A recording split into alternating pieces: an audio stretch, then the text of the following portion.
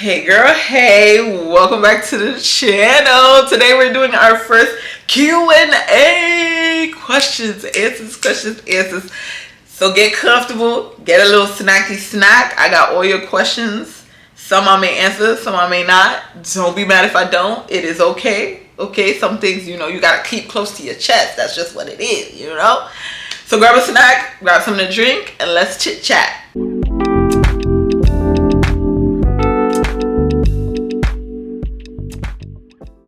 Okay, so the first question I got, I don't even know what order to go into this, but okay. The first question I got was, what is the pros and cons so far as for being a mother from your experience?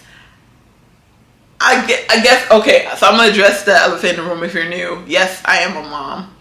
I don't talk about my experience enough because, one, this is not a channel where it's about me being a mom. This is a channel about me being me, Joyce, because I do very much stand 10 toes down, believe that at the end of the day, I'm Joyce first. I'm a person first, then a mom second. And I see how society has made mothers forget themselves to the point that by the time the child is in school, the mother doesn't even know who they are. They have to now go on this wholehearted journey of finding themselves again, which there's nothing wrong, but I feel like it's not fair. I feel like the mother should still have her own thing going on for her. And for me, I cannot be me if I'm only a mom. I'm literally not going to take care of myself. And to be a good role model to my daughter, I need to make sure I'm taking care of myself. And the one way I do that is by understanding that I am Joyce first, mom second. I have to take care of me so I can be able to take care of her. That is something that I feel like as women, we get so much slack for, and it's not fair. Like, we have to be able to take care of ourselves. Because what good are we if we're on the ground, burnt out, not able to do anything? Who can we take care of? No one. So I don't talk about motherhood because this channel is not for that. This is not a mom channel. This is a lifestyle channel, joy. And even though mom is a part of my life, it is technically, I don't consider that as a lifestyle. Motherhood to me is not a lifestyle. Motherhood is another part of my life, but it's not. I don't know how to explain to make it make sense, but to me, because I separate it as once she grows up, she has her own life. You get what I'm saying? So that's why for me, it's like, that's not what I'm trying to share. I don't want to share that part because also too, there's so many women out there sharing it.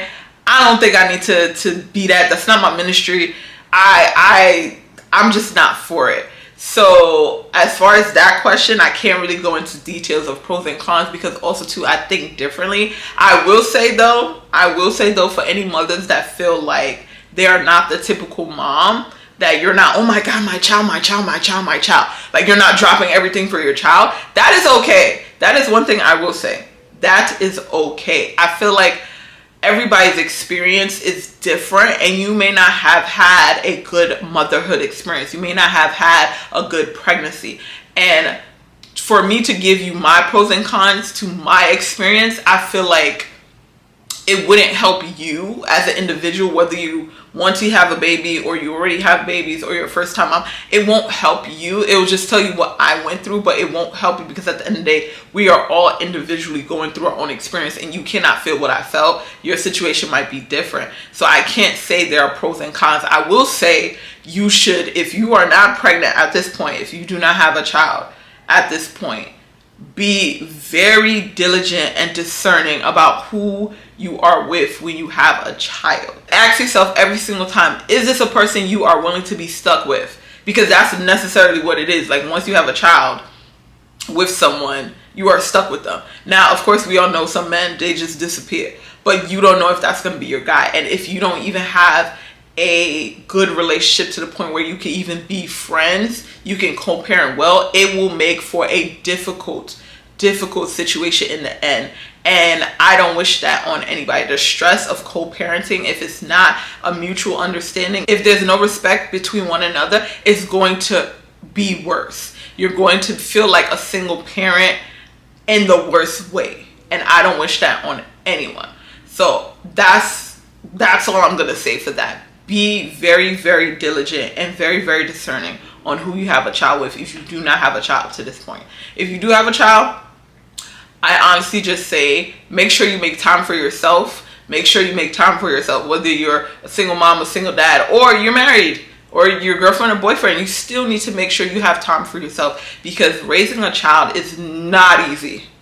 No one will ever understand that level unless they have it. And even then, again, our experiences are so different. It's so important to find like-minded community, and it's so important to take care of yourself. That's all I'm gonna say on that. Next question. Was your reality of what you imagine being a mother match the experience you have lived so far? I'm gonna say no to that. I'm gonna say no.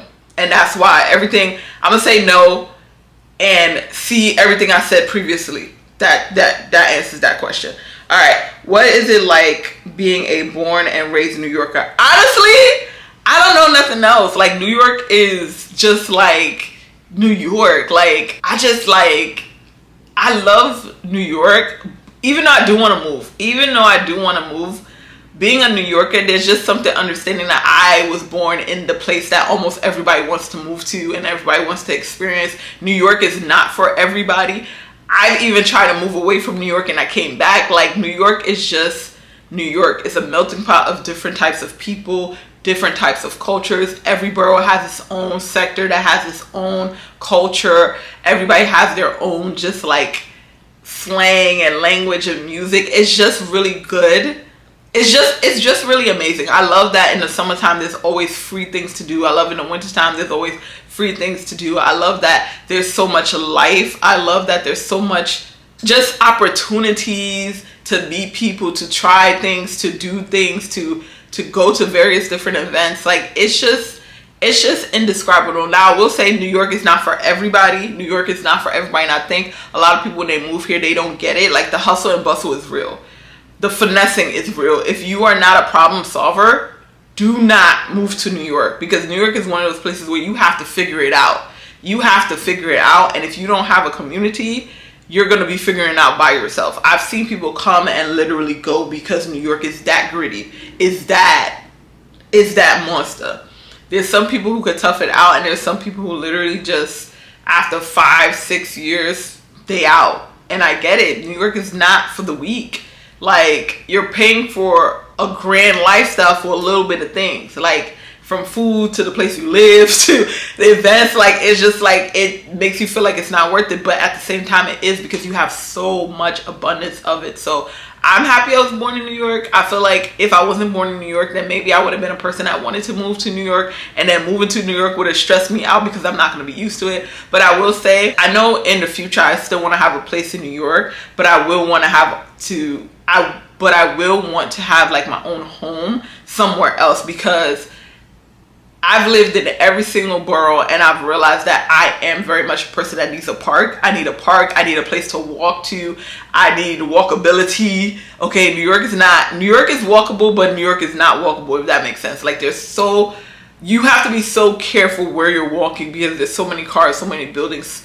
There's not a lot of greenery. Okay, so yeah, I love New York. New York is always going to be my home, because that's just, I was born here. All right, next question. What's your top 3 favorite hobbies? Oh, my top 3 favorite hobbies: shopping, working out. So any type of workout class, I'm all for it, and trying something new. So I'm a very big adventurous person. Like, I love to rock climb. Well, that would fall into working out, but I love to try new things. So like hiking, skiing, rollerblading, like anything new. Like, I'm willing to try, just because I feel like life is so short, and why not try things? I really want to travel and like go to different countries and see different places. So like, to me, it's just like, you get to learn, and not from the perspective of somebody else, not through the lens of somebody else, but through your own eyes, because you stepped out your comfort zone. So I'm big adventurous. Workout classes, like I said, and shopping. because like, I like to look good. Your girl like to look good. Okay, next question. Top 3 lessons you have learned so far related to school as a student. 1, be very transparent with your professors. At the end of the day, no one knows what you're going through if you don't say anything. Closed mouth do not get fed. If you are going through something, if you need an extension, if you need help, speak up. Say something to your professors. Create a relationship so that way when the time comes, because there will be times come where you need a little leeway, a little extension, a little help, they can help you. Second lesson I learned, you could change your mind. You could drop a class. You can drop a class. Don't let nobody force you to take the class you don't want to take. You can drop a class. You can drop a class. Which leads me to the next point. Double check your advisor's advice. Because although they say you should take this, that, and this class, you should always do your own research on the classes, especially because at the end of the day, it's your career. At the end of the day, it's your degree. You want to make sure you're graduating with what you're supposed to be graduating with. I don't know the amount of times I've seen students literally go based off of their advisors, and then by graduation, they realize they're not graduating because they took all the wrong classes. And I'm just like, why didn't you double check? You're like, oh, well, my advisor told me. They're humans. They're not perfect. And also, too, they're working with thousands of students. They're not going to remember everything. They might slip up. It is your job, your duty to double check the information that is given to you. That's being an adult. Okay? Okay. Last lesson I learned. Dang, I actually had it on the tip of my tongue. The next lesson I learned, you can get a C and life will be okay. You can get a C in the class and your life will still be okay. Because nobody's checking your report card when you go interview for that job. I think we've come to the point in life where sometimes we forget. It's been drilled in our head so much that we need to get A, B's to be qualified. If that class got nothing to do with what you're trying to do, meaning it's an elective, meaning it's a class you just need to take because it's a prerequisite, as long as you get a C, you passed. You passed. You're still going to get that diploma in your hand. The classes that matter the most are the classes that are going towards the thing you're trying to turn into a career. I'm going to be honest. Okay? And then surprisingly enough, sometimes the electives be the thing that you should be pursuing. So be open-minded to it. That's a bonus lesson. Be open-minded to the classes you take. And understand that just because you get a C does not mean you're the end of the world and you're going to be a failure and you're going to fail at life and you're not going to do good. That is not the case. Some of the smartest people I know right to this day, they are literally doing barely anything with their life. Versus the people who skated by through C's. They're entrepreneurs. They're CEOs. They're doing big things. They have their manager positions, all of that. So don't let a C disrupt your life, okay? It's not that serious. It's really not. Next question. What am I currently studying? How many college years do I have left? I'm going to just put that 2 in 1. So it's my graduating year. I graduate this semester. And I am studying psychology. If you're new to the channel, I'm studying psychology.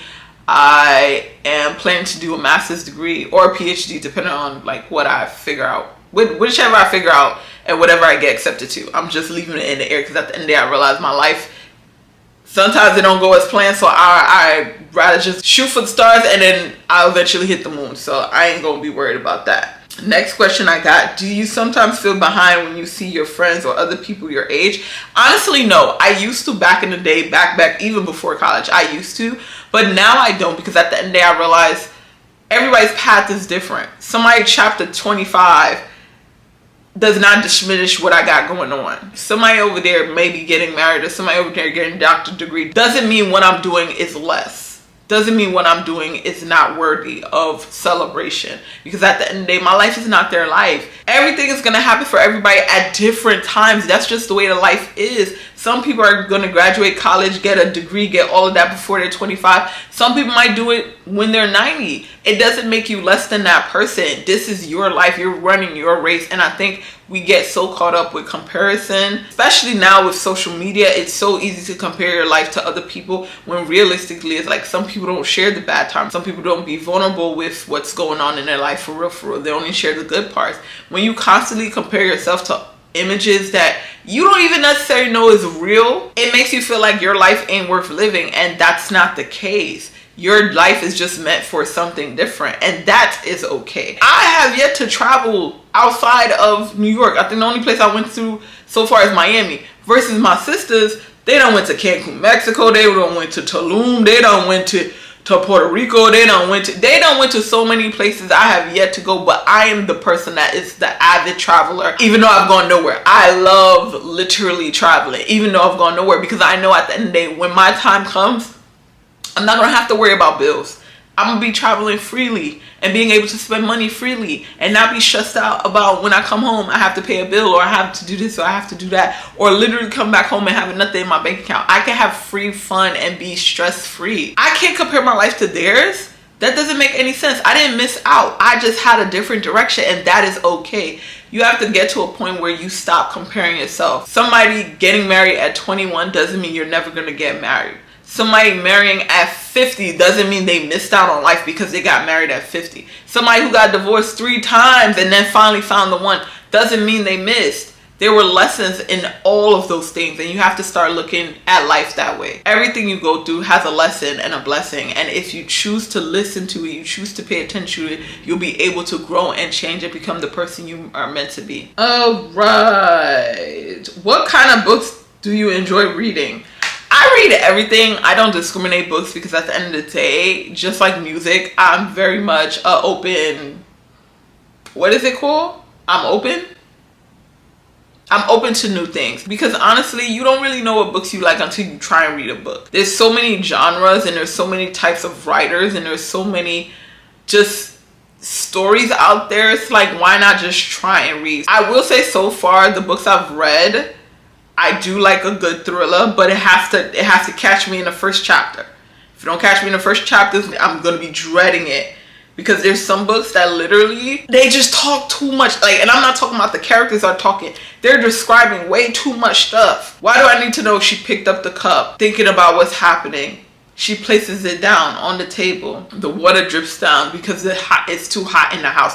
I don't need to know all of that. That's too descriptive. I like a lot of dialogue. I will say that in books where the characters are talking a lot, because I feel like it gives me like a real, like an episode, but in word format. Like, I could feel like I could picture the characters and stuff like that. So far, I've read romance. I've read thriller. I haven't read mystery. I haven't read fantasy yet. I read a lot of self-help books, education books, finance books. Those were books I was reading on own, spiritual books, stuff like that. But it's this year or last year I started getting into fiction, nonfiction, memoirs, and stuff like that. So I'm pretty open-minded when it comes to books I read. Just like food and just like music, I'm very open-minded. I'll try anything once, just once, not anything. Next question, why did you choose to study in psychology, and was it something that you always wanted to learn and go to school for?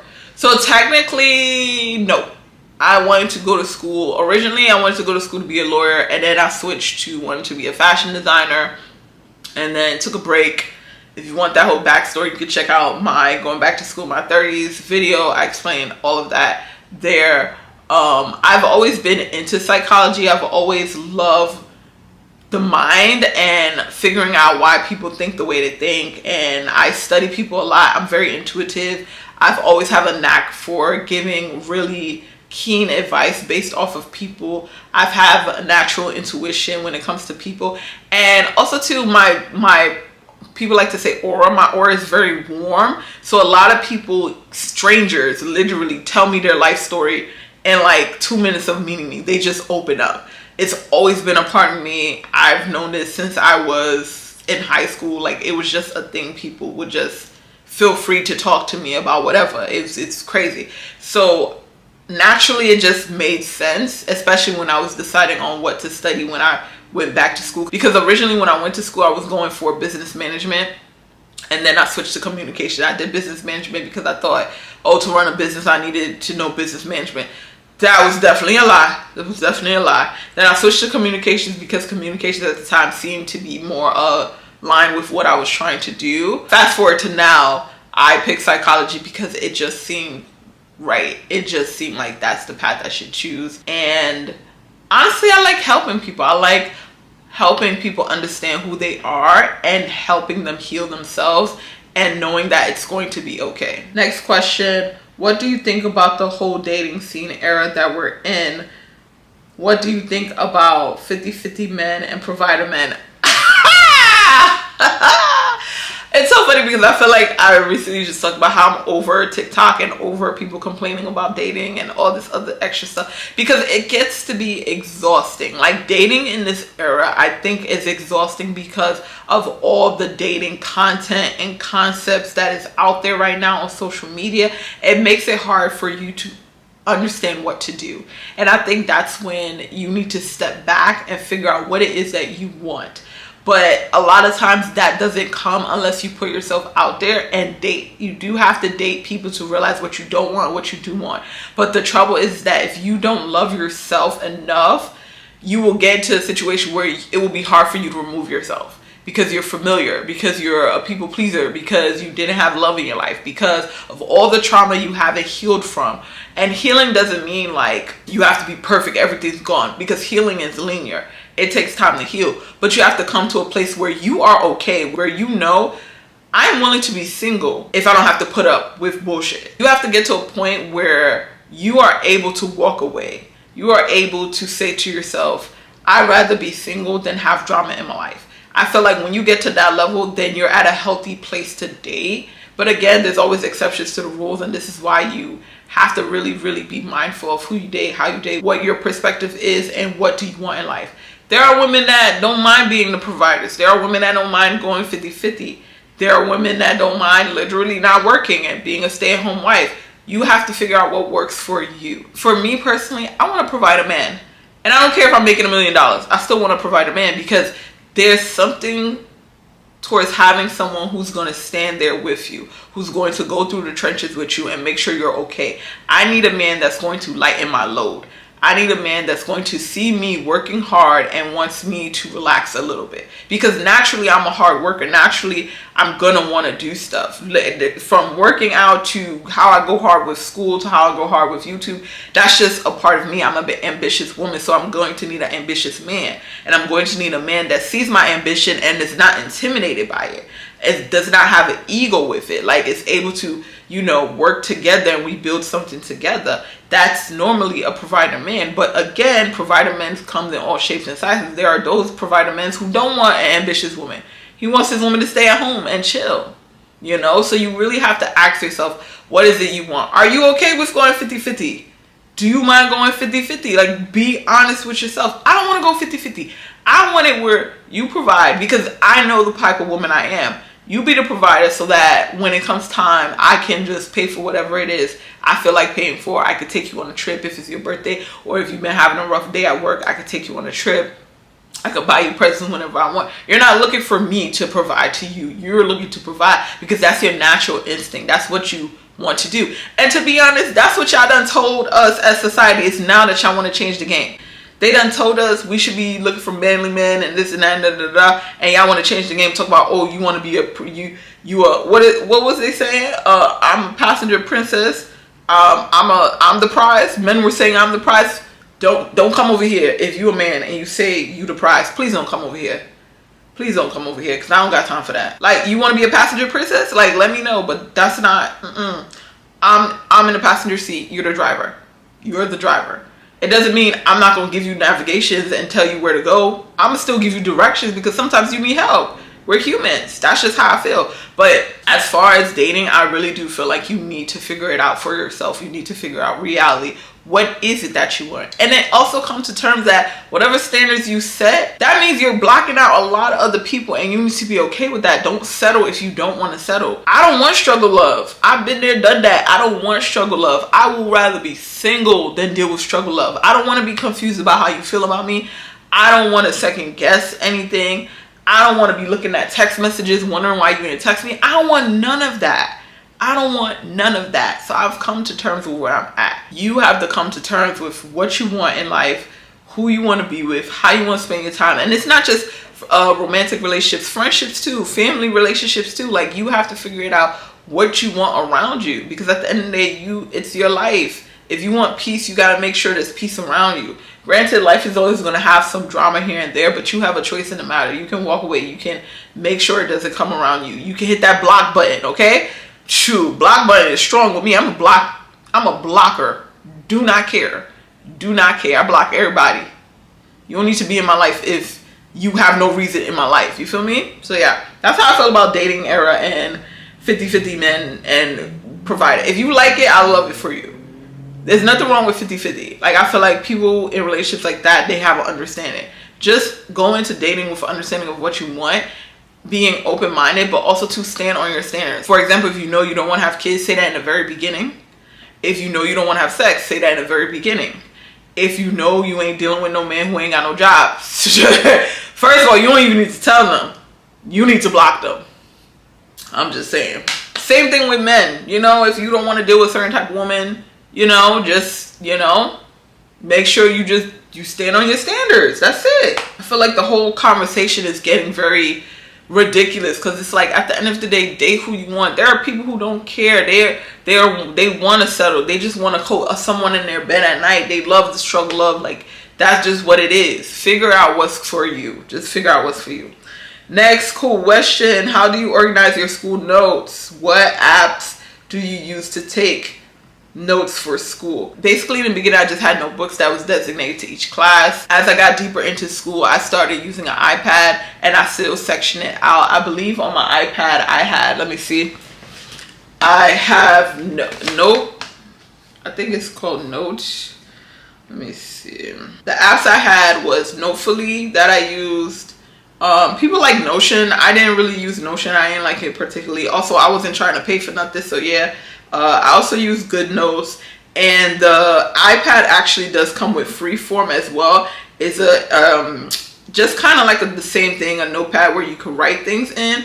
So I would use that to write different things, and I actually used it to map out my future apartment too. It was very interesting. I didn't use that many apps, to be honest, because most of my classes was just very much reading articles and writing papers and theses, so I didn't really need that many apps. Like, by the end of the year, I didn't have that many tests and stuff like that, so I really didn't need to do too much organizing, because it's more so of me writing papers and writing prompts and stuff like that. So I didn't need that many apps. I just organized myself by keeping everything, all the classes, in one notebook. Like, each class had its own notebook. That's about it. What's the next question? Oh, top 3 zodiac signs that you attract the most in your circle, or in general, top 3 zodiac signs that you get along with. I don't believe in zodiac signs. I just don't. Like, I know I'm a Libra, but I really don't pay too much mind to it, because at the end of the day, I really do believe, and maybe that's the psychologist in me, I really do believe there's always exceptions to the rules, and nothing is finite. Things are always changing, and at the end of the day, it's regular people writing this. They've been on this earth for 20 years, 30 years, 50 years, 60 years. There's no way they're gonna know. And most of the astrology is very, well, at least zodiac signs, descriptions, all of that is generalized. So it's just enough to make it true. Like, understanding that term where someone can say something where it can sound true because it makes sense, doesn't mean it relates, doesn't mean it's exact, you know? I don't take it seriously. I just don't. And maybe it's because I believe in God and Jesus and I don't see the point in it, but yeah, like, it's just one of those things where it's like, it doesn't add to my life, so I don't really care. I don't think it makes decisions for me. So yeah, that's how I feel about that. But that was the last, it wasn't really a question. I guess it was a question in source, but that was the last question. This was fun. No, please let me know if you like this style of video. It's my first time doing a Q&A. I've done a get ready with me and just talked, but to answer questions, like, this was really fun, and I really appreciate everyone who sent in questions. Like, this was actually really fun. I want to do it again. I don't know if you like my answers, but my answers are my answers. I stand 10 toes down on it. Okay. Thanks for joining me in this little chit chat session. You already know, if you like this video, be sure to hit that like button. Okay, and if you haven't, be sure to subscribe and hit that notification bell so you know when the next video drops. You know, because I'm trying to be your friend. I'm trying to be in your life, okay? Like, I'm trying to be twinsies, okay? We got to be here. If you don't hit the notification, how can we be here, okay? Okay. Let me know if you want to do this again. And if you do, please leave questions below. I love to dive deeper into things. Even if it's life questions or psychology questions, or you want my perspective on other things, leave some questions in the comments below. As always, thank you so much for watching, and I'll see you in my next video. Bye.